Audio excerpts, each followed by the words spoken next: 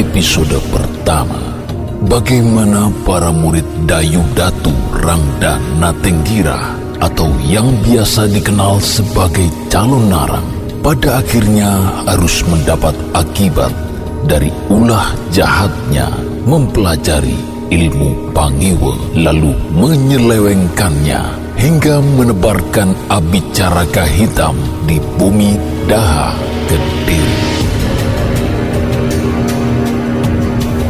Beruntung Empu Barada berhasil mengetahui titik lemahnya hingga calon arang mampu ditaklukkan. Namun salah satu murid di antaranya berhasil melarikan diri ke arah timur. Pada kurun waktu yang jauh berbeda, pelacakan Surologo terhadap jejak-jejak rombongan Pasuruan yang hilang mengarahkannya pada sebuah desa terpencil yang nyaris dikepung kelebatan hutan. Namun sejumlah penduduk yang ditemuinya justru menyarankan agar Surologo tak lagi meneruskan pencariannya karena hanya akan sia-sia belaka. Jawaban para penduduk itu tentu saja tak memuaskannya, sehingga mereka menyarankan Surologo menemui Ki Lurah Singoranu untuk mendapatkan penjelasan panjang lebar. Beruntung, sang lurah dengan tangan terbuka menerima bahkan mempersilahkan Surologo menginap di rumahnya. Secara mencengangkan, Ki Lurah telah membabar hal-hal yang mengejutkan dan membuat Surologo berkali-kali merasakan bulu kuduknya berdiri, terutama dalam peristiwa kematian Macan Sikap.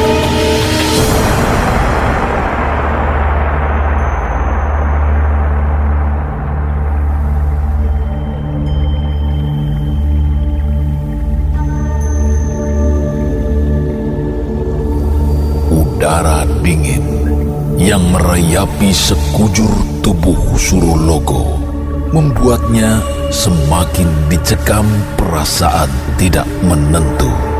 Sebagian dari hatinya selaksa menyuruhnya segera pergi saja dari desa aneh itu.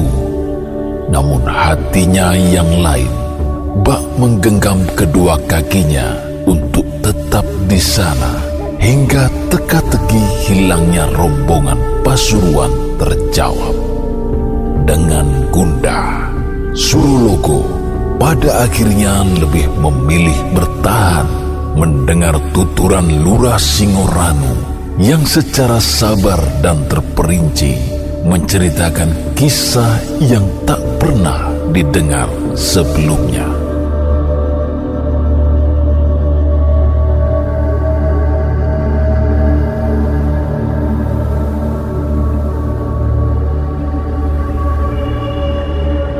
Demikianlah kisahnya. Ratna Nareh hanya dalam tempo satu malam telah membuat penduduk desa yang selama itu tertekan oleh ulah Macan Sikap makin tertekan lagi oleh kedatangannya. Penduduk hanya bisa pasrah karena seperti yang telah saya ceritakan sebelumnya, mereka tidak bisa berbuat apa-apa karena letak desa kala itu demikian terpencil, tidak mudah berhubungan dengan dunia luar. Lalu, apa yang terjadi setelah itu, Ki Lurah?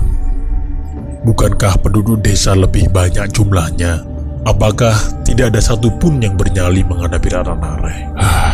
Tidak ada, Kisana. Justru keadaan makin rumit. Ratna Nareh menjadi begitu berkuasa di Wonontoro. Entah bagaimana para penduduk menjadi seolah-olah kerbau yang dicocok hidungnya. Mereka menjadi begitu penurut, tidak ada yang terlintas sedikit pun dalam benak mereka untuk membantah kata-kata Ratna Nareh lagi. Jangan-jangan Ratna Nareh telah merapal mantra-mantra khusus sehingga mereka demikian takluk, Kilurah? Ya, mungkin saja Kisana. Yang pasti penduduk Wonontoro berubah menjadi seperti pelayan saja. Ratna Nareh ibarat berubah menjadi raja kecil. Para laki-laki dipaksa menanam makanan kegemarannya, sementara para perempuan dipaksa memasak makanan enak-enak. Dia tidak peduli bahwa penduduk sesungguhnya untuk memenuhi hidupnya sendiri amat sulit. Jika perempuan itu ingin berjalan-jalan keliling desa, dia memerintahkan penduduk menandunya. Hingga suatu ketika, saat sedang berkeliling itu, Ratna Nareh melihat janur dan kain merah yang dipasang dekat sanggar Pamujan. Setelah mendapat cerita dari penandunya bahwa itu adalah penanda larangan masuk alas danda, Ratna Nareh justru memerintahkan tanda itu dibuang saja. Ratna Nareh meremehkannya Kisana. Ya, kala itu tidak ada orang Wonontoro yang tidak bekerja untuk Ratna Nareh. Semuanya harus memberikan segalanya. Bahkan dia juga merekrut paksa murid-murid perempuan. Dia mengulang kembali apa yang dilakukan gurunya. Menggunakan lontar yang ditulis oleh gurunya, dia mengajarkan kembali ilmu Pangyiwa, tantra kuno yang bersifat kerohanian dan berkembang sejak masa Sriwijaya hingga Singasari, dianut oleh beberapa raja namun disesatkan oleh calon arang hingga condong menjadi ajiwekik atau ilmu hitam tingkat tinggi. Ajaran yang telah disesatkan inilah yang digunakan oleh Ratna Nareh untuk mencuci otak murid-muridnya dan meracuninya dengan pemahaman-pemahaman menyeleweng. Ya, memang demikianlah ilmu Kilurah. Seperti juga pisau, dia akan menjadi jahat jika diselewengkan dan digunakan manusia untuk hal yang tidak semestinya. Namun sebaliknya, akan mendatangkan manfaat jika digunakan untuk kebaikan semesta. Iya, saya sepakat Kisana. Bukan hanya ilmu, namun juga hal-hal lainnya saya kira. Tergantung manusianya akan digunakan untuk kepentingan apa. Kembali pada Ratna Nareh Kisana.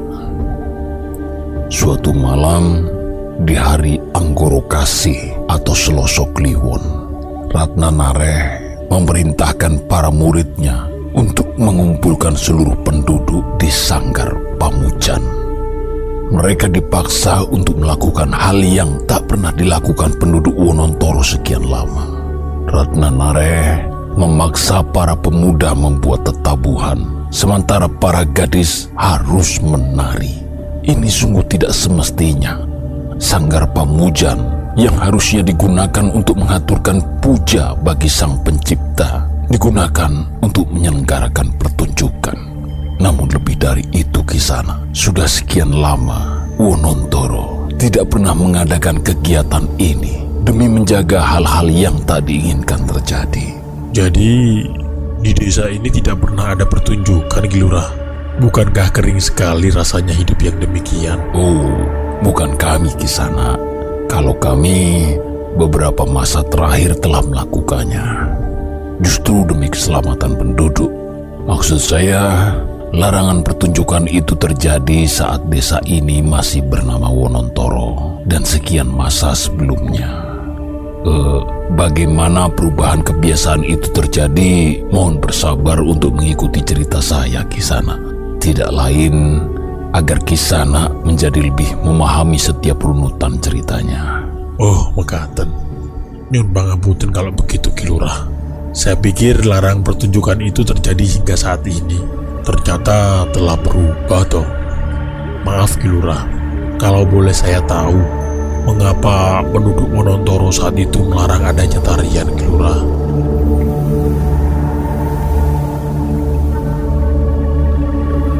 Sejenak, Kilurah Singoranu menghela nafas. Terlalu banyak yang harus dituturkannya seiring perjalanan bulan yang mulai beranjak menuju puncak singgasananya. Namun dia juga tak ingin mengecewakan Surologo. Bagaimanapun, perjalanan yang ditempuh pemuda itu hingga sampai ke desa yang dipimpinnya sungguh tidak mudah. Dia harus melewati ereng-ereng berbahaya yang jika tidak waspada akan mampu menjungkalkan kuda sekaligus penunggangnya ke dalam jurang. Ki Lurah Singoranu merasa dia telah menunjukkan niat kerasnya hingga harus pulang untuk mendapatkan hasil yang sepadan.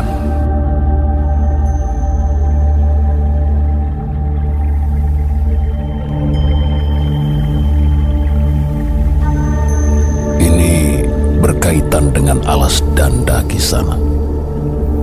Menurut para leluhur, dahulu setiap ada tetarian di desa ini, para penunggu tempat tersebut juga akan datang, hadir menyaksikannya. Mereka sangat suka terhadap hal-hal yang demikian. Namun bukan itu yang menakutkan Kisana. Jika pertunjukan usai, mereka akan membawa serta Sukma, salah satu gadis penari, dibawa ke alas danda untuk dijadikan penari di sana. Artinya akan ada kematian terjadi.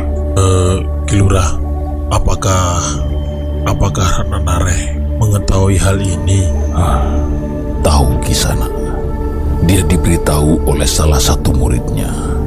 Namun dia tetap nekat melakukannya. Dia meremehkan larangan itu.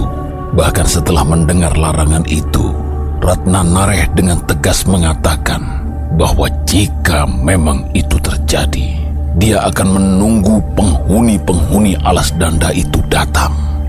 Dengan jumawa, dia juga mengatakan bahwa jika makhluk-makhluk gaib itu berniat mengambil salah satu penarinya, maka alas danda akan diobrak-abriknya.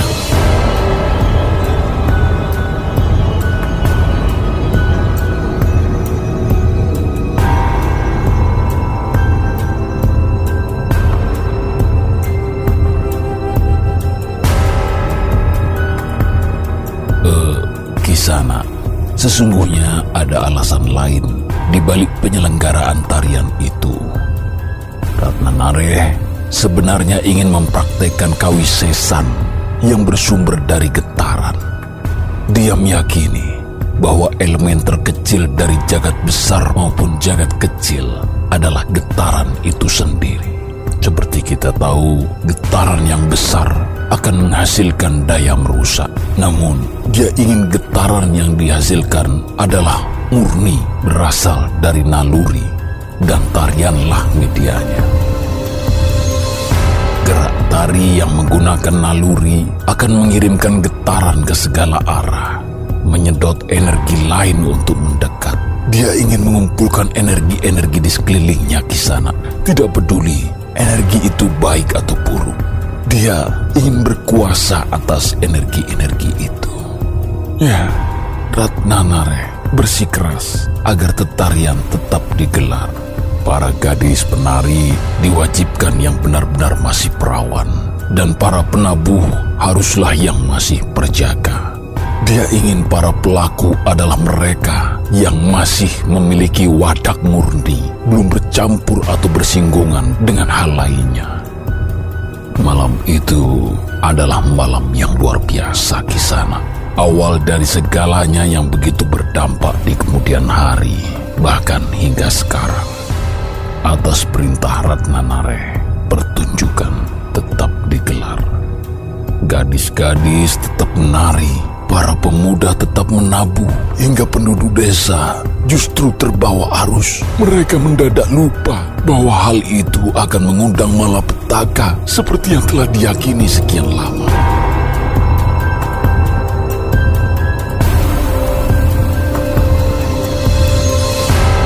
Nada-nada yang begitu indah dari Wonontoro dan energi gemulai para penari pelan-pelan menyelusup ke sela-sela lebatnya alas danda Kisana. Dan apa yang ditakutkan turun-temurun benar-benar terjadi. Para penghuni gaib alas danda menggeliat. Energi yang berasal dari Wonontoro pelan-pelan membuka selaput tipis yang memisahkan alam nyata dan alam gaib. Mereka berhamburan keluar alas Danda, melewati gerbang beringin kembar, menuju lokasi pertunjukan yang digelar Ratna Nare.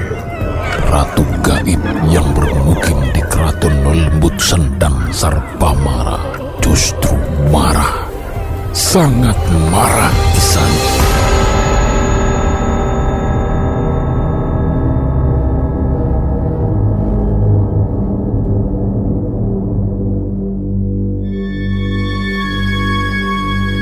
Surologo menelan ludahnya. Nyawanya selaksa disendat-sendat di ubun-ubun kepala mendengar tuturan Kilura Singoranu. Seakan di depannya sedang terpampang sebuah kaca benggala di mana dia menyaksikan langsung apa yang terjadi di Wonontoro malam itu. Jelas tergambar di wajahnya, Surologo sedang larut dalam gelontoran kisah yang begitu mencengangkannya, meski kadang sulit dipercaya.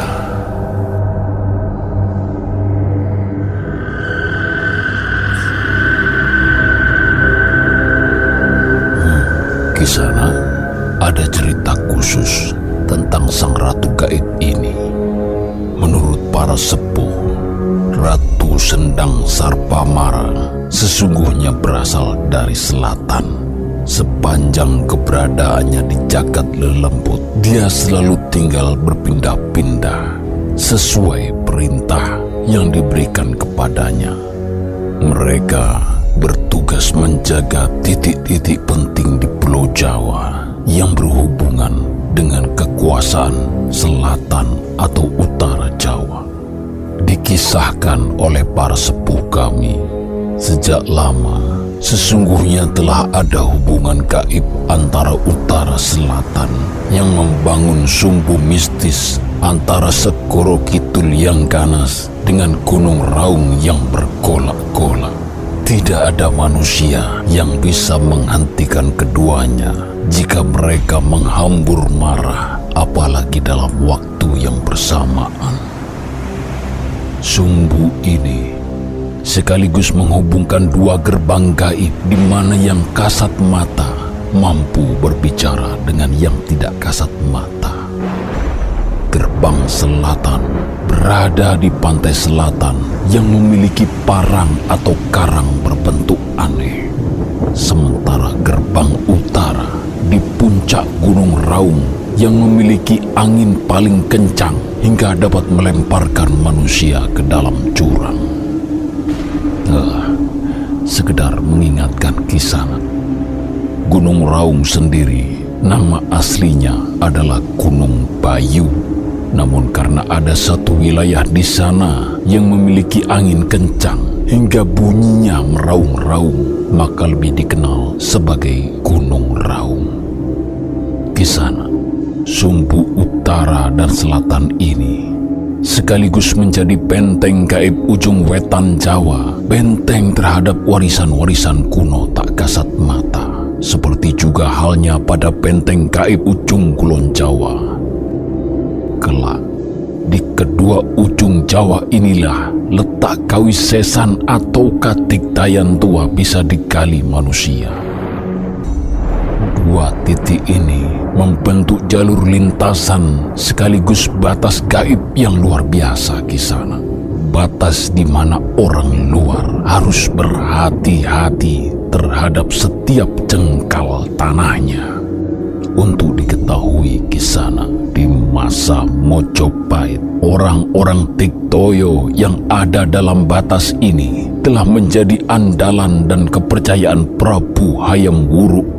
Tertulis dalam sebuah lontar kuno yang ditulis Empu Prapanca, saksi mata langsung peradaban Majapahit.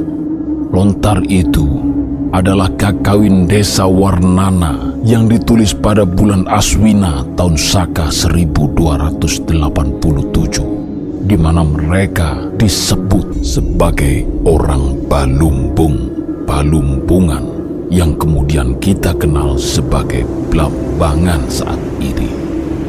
Bahkan Resi Tawang Alun Aji Rojonoto, leluhur Kanjeng Gusti Prabu Tawang Alun Mas Kembar, yang dicandikan di selatan Surabaya percandennya, hingga kini pun tetap menyimpan energi yang luar biasa.